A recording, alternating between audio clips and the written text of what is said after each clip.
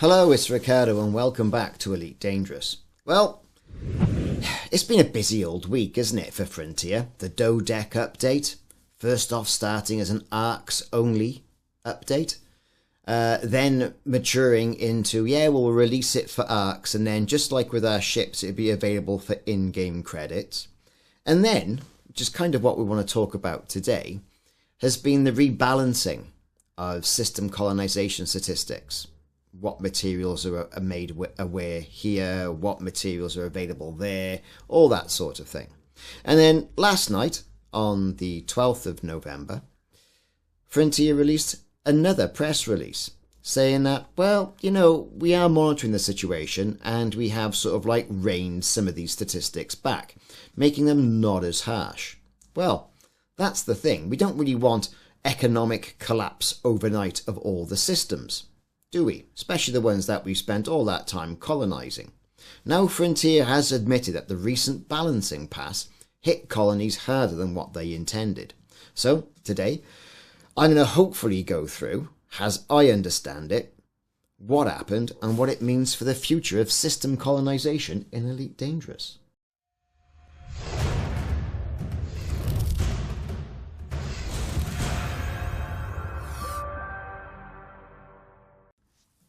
So after the Dodec update landed, players quickly noticed something was afoot. Something strange was going on. Colonized systems, especially the ones where people had put in some serious construction effort, were suddenly showing a massive drop in commodities wealth and overall system health.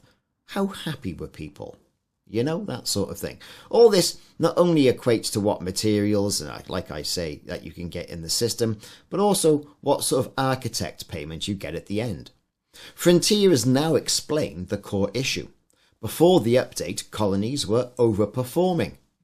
Some could say, even with just a single starport, some systems were instantly reaching maximum values for development, standard of living, tech wealth, and security.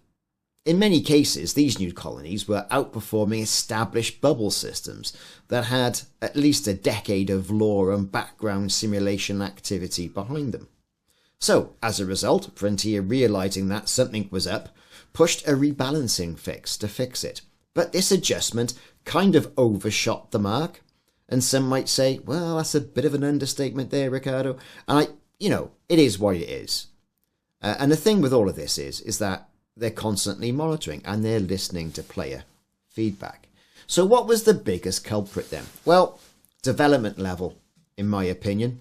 It had much larger effect, a negative effect, than I think that was intended, which caused commodity availability in many colonies to crash. And once development collapsed, all the other stats kind of followed with it. So Frontier then said their investigations showed the negative impact across all the variables was significantly higher than what they expected. Which therefore brings us to the point where they now have released an update that rolls out with Thursday the 13th of November's scheduled maintenance. So with that, I've tried and attempted to look at the numbers that Frontier published and what they mean. Now, colonization acts on initial starport weighting and subsequent facilities weighting. These two together determine how your system behaves in the background simulation. So now Frontier has increased how strong your colony is right from the moment you place the very first starport, or whatever. And here are the starting values. So the development level is now plus 40%, which was previously plus 20%.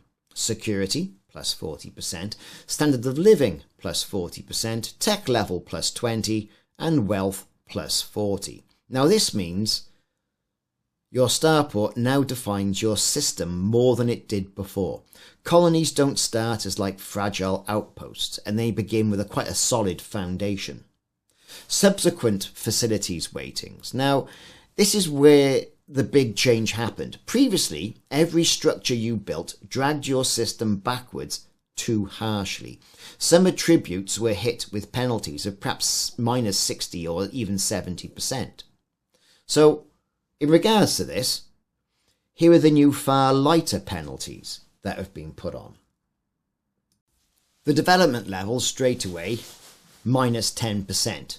it was minus 60, hence the start of the collapse. Security is now minus 10, but was minus 20. Standard of living, minus 20, and was minus 52. Now the tech level, this is important, right? Because this is why people, I think, were having their shipyards taken away and ripped away from them. The tech level of minus 25% has now been put in place, and it was minus 66, which is huge. And wealth, minus 25, was minus 70. So really now, I think instead of your colonies collapsing, your system colonization efforts collapsing, the more you build, each facility now has a marginable diminishing returns effect. Now, this kind of corrects what we were seeing before, where construction was starting to punish the system architect commanders. Now, you could say it's kind of balanced, but I think there's always going to be people who don't like it.